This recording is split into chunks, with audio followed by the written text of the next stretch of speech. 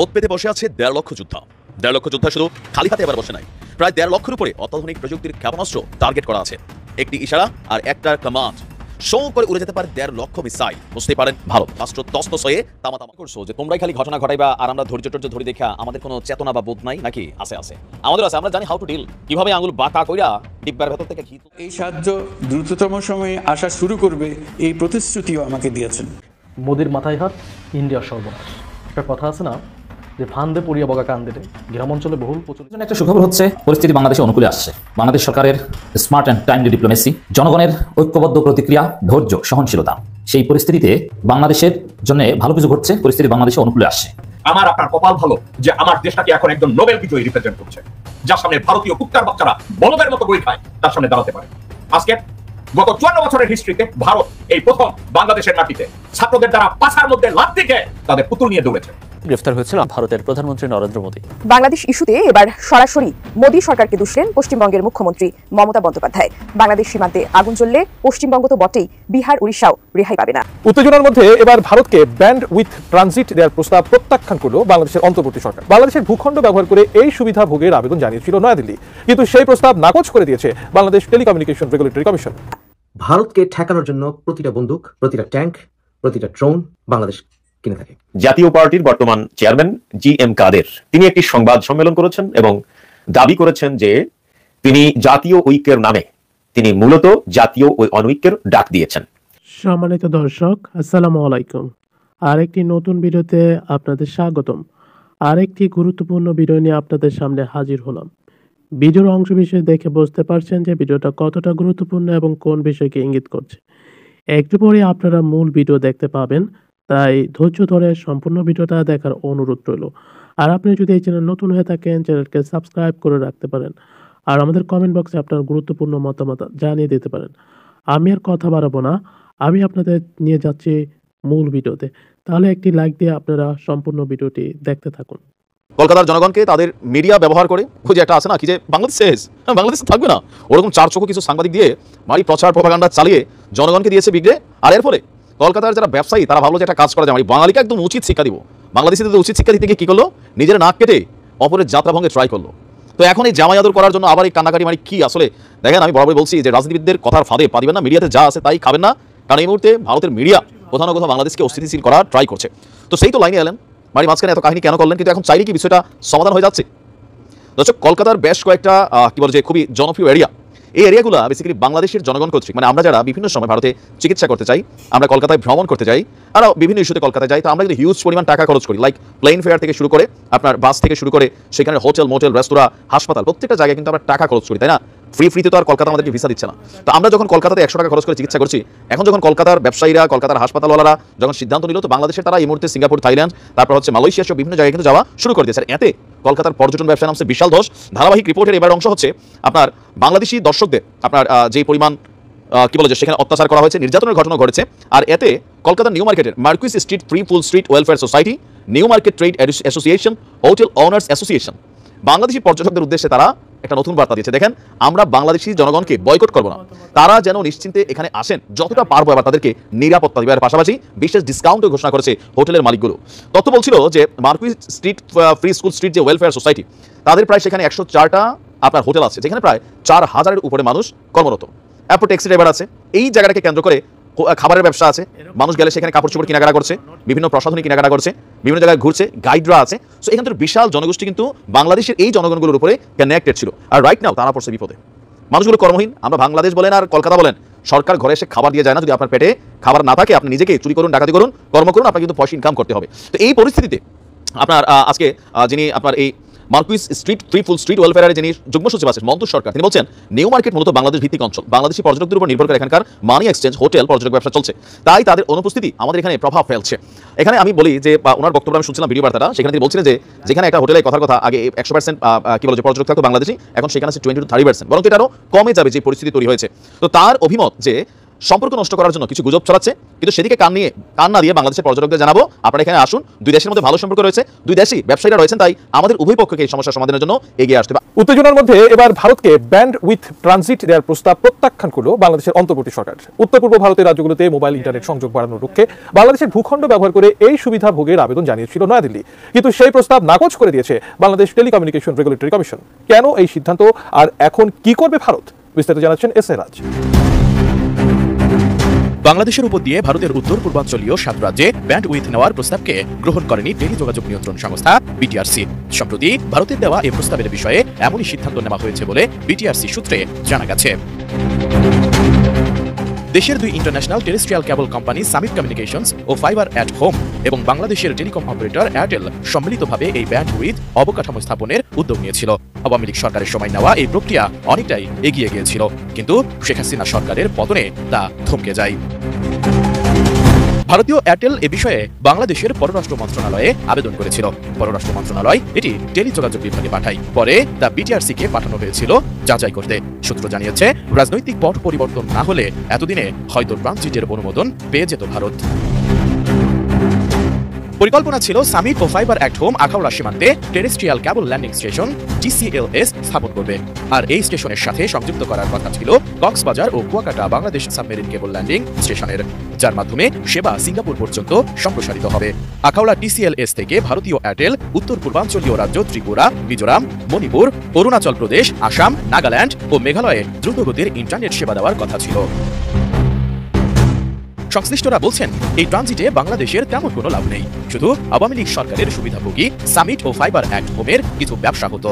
এতে লাভ হতো বেশি ভারতেরই, কারণ এখন ভারতের 7 সিস্টার থেকে চেন্নাই সাবমেরিন কেবলের ল্যান্ডিং স্টেশনের দূরত্ব 5500 কিলোমিটার। এখান থেকে সিঙ্গাপুরের দূরত্ব আরও বেশি 8700 কিলোমিটার। এছাড়া দুর্গম পর্বতের কারণে ভারতের ভেতর দিয়ে পূর্বাঞ্চলীয় রাজ্যগুলোতে ফাইবার নেটওয়ার্ক পৌঁছানো ও রক্ষণাবেক্ষণ করা ছিল আরও বেশি কষ্টসাধ্য ও ব্যয়বহুল। বাংলাদেশ ইস্যুতে এবার সরাসরি মোদী সরকারকে দুষলেন পশ্চিমবঙ্গের মুখ্যমন্ত্রী মমতা বন্দ্যোপাধ্যায়। ভারতের সংসদে শীতকালীন অধিবেশনে এ নিয়ে কেন আলোচনা হচ্ছে না, আর কেনই বা সেদেশের প্রধানমন্ত্রী বা বিদেশমন্ত্রী বিবৃতি দিচ্ছেন না, তা জানতে চান মমতা। সেই সাথে ভারতীয়দের সতর্ক করে তিনি বলেছেন, বাংলাদেশ সীমান্তে আগুন জ্বললে পশ্চিমবঙ্গ তো বটেই, বিহার উড়িষ্যাও রেহাই পাবে না। আরও জানাচ্ছেন এস আই রাজ। কদিন ধরেই ভারত বাংলাদেশ ইস্যু নিয়ে সরগরম গোটা বিশ্ব। বাংলাদেশে সংখ্যালঘু নির্যাতন নিয়ে ভারতীয় একাধিক মিডিয়ার প্রোপাগান্ডা এখন আন্তর্জাতিক গণমাধ্যমে উঠে আসছে, যার প্রভাব পড়েছে দুদেশের কূটনৈতিক সম্পর্কে। এদিকে শেখ হাসিনা সরকারের পতনের পর থেকে বাংলাদেশিদের জন্য ভিসা সেবা বন্ধ রাখে ভারত। এতে বাংলাদেশিদের খুব বেশি অসুবিধা না হলেও এদেশের পর্যটকদের অভাবে পথে বসতে চলেছে পশ্চিমবঙ্গের ব্যবসায়ীরা, ফলে এর প্রভাব পড়েছে সেখানকার অর্থনীতিতে। অন্যদিকে চিন্ময় ও ইসকন ইস্যুতে দুদেশের মধ্যে নতুন করে সংকট তৈরি হওয়ায় চিন্তিত মন্ত্রীরা। দেশটির কিছু নাগরিক, এমনকি রাজনৈতিক দল ও বেশ কয়েকটি মিডিয়া এমনভাবে প্রোপাগান্ডা ছড়াচ্ছে যেন দুদেশের মধ্যে যুদ্ধ লাগিয়ে দেওয়াটাই তাদের উদ্দেশ্য। এমন পরিস্থিতিতে এবার পশ্চিমবঙ্গের মুখ্যমন্ত্রী মমতা বন্দ্যোপাধ্যায় বলেছেন, বাংলাদেশ সীমান্তে আগুন জ্বললে তা পশ্চিমবঙ্গ তো বটেই, বিহার উড়িষ্যায়ও রেহাই পাবে না। জাতীয় পার্টির বর্তমান চেয়ারম্যান GM কাদের তিনি একটি সংবাদ সম্মেলন করেছেন এবং দাবি করেছেন যে তিনি জাতীয় ঐক্যের নামে তিনি মূলত জাতীয় ও অনৈক্যের ডাক দিয়েছেন। এই কথা তিনি কেন বলেছেন? তার দাবি যে বাংলাদেশের মোট জনসংখ্যার 50% মানুষ আওয়ামী লীগ এবং জাতীয় পার্টির প্রতিনিধিত্ব করে। এটি উপস্থাপন করতে গিয়ে তিনি 2001 সালের নির্বাচনের ফলাফল এবং 2008 সালের নির্বাচনের ফলাফল সামনে রেখে ভোটের পার্সেন্টেজ হিসাব করে তিনি দাবি করেছেন যে আওয়ামী লীগ এবং বিএনপি এই দুই দলের ভোট যেমন সমান, অনুরূপভাবে জাতীয় পার্টির ভোট এবং জামাতের ভোটও প্রায় সমান।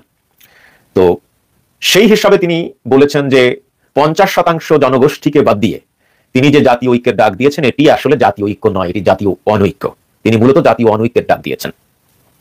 তো আসুন আমরা এই বিষয়টি নিয়ে একটু আলোচনা করার চেষ্টা করি। প্রথমত GM কাদের সাহেব যে প্রেডিকশন বা যে পরিসংখ্যান উপস্থাপন করেছেন 2001 সালের এবং 2008 সালের যে পরিসংখ্যান GM কাদের উপস্থাপন করেছেন, আজকের পরিসংখ্যানটাও কি তাই? উনি কেন 2014, 2018 এবং 2024 সালের নির্বাচনের পরিসংখ্যান সামনে আনলেন না? এই জন্য আনলেন না যে ওগুলো মানুষের সামনে উপস্থাপন করলে তার বক্তব্যে তিনি ধরা খাবেন, এই জন্য তিনি ওইটা সামনে আনেন নাই। 2014 সালে যে নির্বাচনটা হয়েছিল সেই নির্বাচনে ভোট পড়েছিল কত শতাংশ? 5%। তার মানে 2008 সালের নির্বাচনে আওয়ামী লীগ 48% ভোট পেয়েছিল একাই, জাতীয় পার্টিও ভোট পেয়েছিল 7%-এর বেশি। তার মানে জাতীয় পার্টি এবং আওয়ামী লীগ মিলিয়ে ভোটের সংখ্যা ছিল প্রায় 55%। সেই জায়গায় 2014 সালের নির্বাচনে তাদের সেই জনসমর্থন 55% নেমে দাঁড়িয়েছে মাত্র 5%। এইটা উনি বলেন নাই, কারণ বললে ওনার বক্তব্যে উনি ধরা খাবেন, এই জন্য উনি বলেন নাই। তো তার মানে কি, 2014 সালে এসে 2018 সালে আওয়ামী লীগ এবং জাতীয় পার্টি মিলে ভোট পেয়েছিল 55%। 2014 সালে এসে এই দুই দলের মোট ভোট দাঁড়িয়েছে 5%। ঠিক অনুরূপভাবে 2018 সালে নির্বাচনেও আপনার এই ভোটের সংখ্যা এইরকমই ছিল, কিন্তু তারা যেহেতু রাতেই ভোট সেরে ফেলেছিল, এই জন্য ওই পরিসংখ্যানটা বের করাটা আসলে কঠিন ছিল। কিন্তু 2024 সালের যে নির্বাচন, ডামি নির্বাচন, এই নির্বাচনে আওয়ামী লীগ এবং জাতীয় পার্টি মিলে নির্বাচনে অংশগ্রহণ করেছিল। এই নির্বাচনেও আমরা যে পরিসংখ্যানটা জানি সেটা ওই 5%-এর উপরে না, কেউ কেউ বলেছেন যে অ্যাভারেজ হয়তো 8% কিংবা 9% হতে পারে। তো তার মানে এই 8%, 9%-এর ভিতরে আবার জোর জবরদস্তি আছে, কারচুপি আছে, নানান ব্যাপার স্যাপার আছে। তো সব মিলিয়ে আপনার ভোটের সংখ্যা কিন্তু ওই 5%-ই আছে। তো উনি এইটা কেন বললেন না?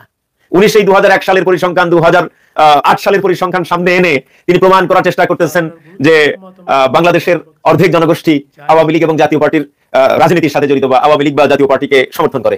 এই প্রেডিকশন বলেন আর এই পরিসংখ্যান বলেন, এটা টোটালি রং, এটা টোটালি রং। বাংলাদেশে বর্তমানে আওয়ামী লীগ এবং জাতীয় পার্টি মিলে 5% মানুষ এই দুই দলকে সাপোর্ট করে।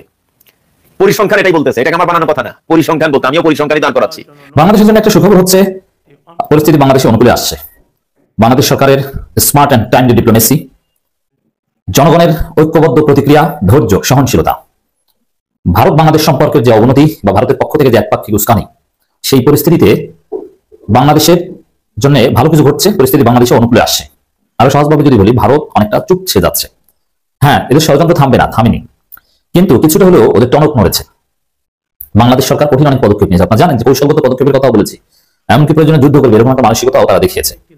এছাড়া ভারতের লোকজনদেরকে বাংলাদেশে ভিসা দেওয়াও সীমিত করেছে, বিকল্পের কথা বলছে, নানান কিছু বিচার বিশ্লেষণ করে এবং কিছু সিদ্ধান্ত প্রমাণ করে যে পরিস্থিতি বাংলাদেশে অনুকূলে আসছে। ভারত প্রথম দিকে একেবারে উগ্র হিন্দুত্ববাদীরা যেভাবে বার্তা দিয়েছিল বাংলাদেশকে, যা করতে চেয়েছিল, হিন্দুত্ববাদী এই মূর্খগুলো কি চায়? বাংলাদেশ দখল করতে চায়, হামলা করতে চায়। সরকারেরও তাতে সায় ছিল, কিন্তু না, সরকার এখন বুঝতে পারছে বেশি বাড়াবাড়ি করলে পরিণতি অত্যন্ত খারাপ হবে, এগুলো সব হারানো লাগবে। যার ফলশ্রুতিতে একটা বিষয় দেখেন, ভারতের আচরণ অনেকটা এমন যে এই সরকারকে তারা মানেই না, অথচ এই সরকারকে তারা স্বীকৃতি আগে দিয়েছে। নরেন্দ্র মোদী নিজে ডক্টর ইউনূস সরকারকে সমর্থনের কথা বলেছেন। এখন অনেকে ভাব নিচ্ছেন যে এই সরকার অবৈধ সরকার, ভারতের বিভিন্ন মিডিয়া ডক্টর ইউনূস সরকারকে অবৈধ সরকার বলে, কিন্তু ভারতের কেন্দ্রীয় সরকার ডক্টর ইউনূস সরকারকে বৈধ সরকার মনে করে। তার অংশ হিসেবে একটা খবর, ঢাকা আসছেন ভারতের পররাষ্ট্র সচিব, মানে পররাষ্ট্র সচিব পর্যায়ে বৈঠক হবে, এটা একটা অগ্রগতি, এটা বাংলাদেশের অনুকূলে পরিস্থিতি আসার একটা এক্সাম্পল। এখন পররাষ্ট্র সচিব পর্যায়ে বৈঠক, এর আগেও আপনারা জানেন যে পররাষ্ট্র উপদেষ্টা মন্ত্রী পর্যায়ে বৈঠক হয়েছে, সামনে আরো বৈঠক হবে, এক পর্যায়ে ডক্টর ইউনূস মোদী বৈঠক হবে। এভাবে পরিস্থিতি ধীরে ধীরে ওভারকাম হবে, বাংলাদেশের অনুকূলে চলে আসবে। বাংলাদেশ যদি উস্কানিতে বা ফাঁদে পা দিত তাহলে হয়তো পরিস্থিতি জটিল হতো, কিন্তু বাংলাদেশ যেহেতু সহনশীলতা দেখিয়েছে, আবার একেবারে চুপ করেও থাকে, নতজানো নীতিও দেখায়নি, এসব মিলিয়ে এই বৈঠক হওয়া পরিস্থিতি নর্মালাইজেশন ইঙ্গিত। ভারত বাংলাদেশ সম্পর্ক ভারত বাধ্য হবে একটা কাঠামোর মধ্যে নিয়ে আসতে, যেমন উল্টোপাল্টা থার্ড ক্লাস ভিলেজ পলিটিক্সের মতো আচরণ করবে না। ভারতের পররাষ্ট্র সচিব ঢাকায় আসবেন, এই আসার এই সিদ্ধান্ত ডেফিনেটলি বাংলাদেশের জন্য ইতিবাচক এবং এটাকে আমরা সুখবর বলছি। সামনে আরো ভালো কিছু হওয়ার লক্ষণ এটা। ভারতের এই সন্ত্রাসীরা বা আওয়ামী লীগ যেভাবে ভারতের কাছ থেকে যা এক্সপেক্ট করে, যদি ভারতের কেন্দ্রীয় সরকার সেটাই করতে হুবহু, ভারতের কেন্দ্রীয় সরকার যা করছেন কিছুতেই বলছেন ঠিক, কিন্তু শত বেঠিকের মধ্যে কিছু ঠিক আছে। যদি আওয়ামী লীগের প্রত্যাশা অনুযায়ী হুবহু কাজ করতো তাহলে এই পররাষ্ট্র সচিব পর্যায়ে বৈঠকটা স্থগিত করে দিত নানান কারণ দেখিয়ে, কিন্তু সেটা কিন্তু দেয়নি, হচ্ছে হবে। বাংলাদেশ সরকারের সঙ্গে আলোচনার জন্য নিজেদের পররাষ্ট্র সচিবকে ঢাকায় পাঠাচ্ছে ভারত, মানে আলাপ আলোচনা, ডায়লগ মানে সমস্যা সমাধান হবে। আর এখানে আলাপ আলোচনা কি বলবে? আলাপ আলোচনা নির্বাচন নীতি বলতে পারবে না, আর বাংলাদেশের অভ্যন্তরীণ রাজনীতি হস্তক্ষেপ করতে পারবে না। বাংলাদেশ বরং আরো ভালোভাবে ভারত সরকারকে তার অবস্থান জানাতে পারবে, ভারত সরকারকে আরো চাপ দিতে পারবে ডিপ্লোম্যাটিক চ্যানেলে, এবং ভারত আরো বেশি সাবধান হবে। এটাই ঘটবে, বাইরে কিছু নয়। অতএব এটা ভালো আমাদের জন্য। সম্মানিত দর্শক, সম্পূর্ণ ভিডিওটি দেখার জন্য আপনাকে অসংখ্য ধন্যবাদ। ভিডিওটি ভালো লাগলে একটি লাইক দিয়ে আপনার বন্ধুর সাথে শেয়ার করতে পারেন, সেই সাথে আপনার গুরুত্বপূর্ণ মতামত আমাদের কমেন্ট বক্সে জানিয়ে দিতে পারেন। আর আপনি যদি এই চ্যানেলে নতুন হয়ে থাকেন তাহলে আমাদের চ্যানেলটিকে সাবস্ক্রাইব করে রাখতে পারেন, এরকম আরো নতুন নতুন গুরুত্বপূর্ণ ভিডিও পাওয়ার জন্য। সম্মানিত দর্শক, আমরা ভিডিওটির মাধ্যমে আপনাদের সামনে যে তথ্যগুলো তুলে ধরলাম সেগুলো সম্প্রতি সময়ে অত্যন্ত আলোচিত এবং সমালোচিত বিষয়। আমরা আমাদের চ্যানেলে এই ধরনের ভিডিও আরো প্রতিদিন আপলোড করতে থাকব, তাই এরকম ভিডিও পাওয়ার জন্য আমাদের চ্যানেলটিকে অবশ্যই সাবস্ক্রাইব করে রাখবেন। এখনকার জন্য এই পর্যন্ত, কথা হবে অন্য কোনো ভিডিওতে। ততক্ষণ পর্যন্ত আপনাদের সুস্থতা কামনা করে এখন বিদায় নিচ্ছি। আল্লাহ হাফেজ। আসসালামু আলাইকুম।